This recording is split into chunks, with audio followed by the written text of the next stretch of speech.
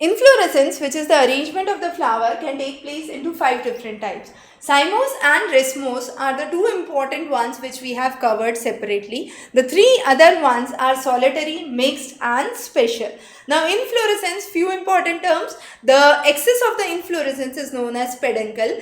If the peduncle is flat, it is known as receptacle, and the stalk of the flower is known as pedicel. Solitary means at the end you have a single flower. So it could be solitary terminal, which is an example of poppy, where a single flower is seen at the terminal end, or it could be solitary axillary, that means a single flower at the axil of the leaf. China rose, petunia are good examples for the same. Now, flowers that occur singly or are separated from other flowers of the same plant by vegetative regions are known as solitary. The next is mixed. Now, under mixed there are various types. There could be panicle of spikelet. So, spikelet was what we saw in the racemose. Oat and rice are good example. Corymb was again a classification under the racemose inflorescence. So, corymb of capitula. Argentum is a good example.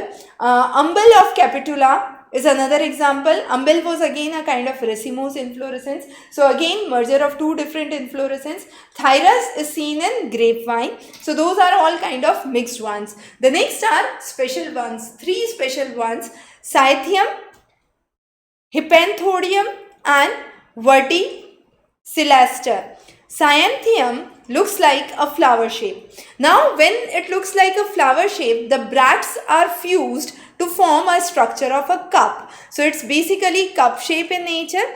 The cup has a single flower. That single flower is the female flower, and then there are many male flowers that surround it. It is cup shaped in nature. A good example is Euphorbia pulcherrima. The next is Hippanthodium.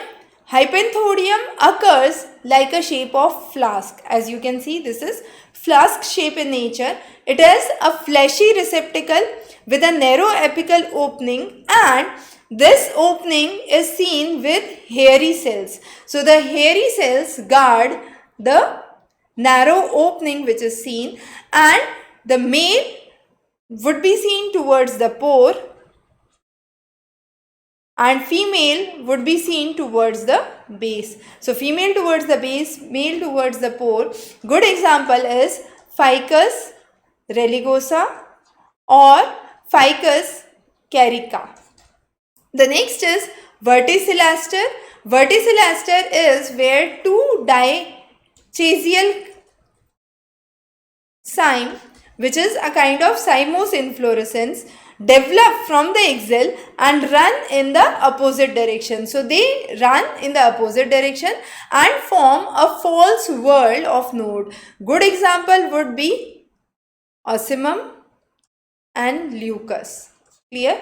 So, those are 3 important special type of inflorescence. So, in this section we have focused only on solitary, mixed and special inflorescence. The remaining inflorescence we have covered in a separate lecture. For practice questions, do follow the link below. Wish you good luck.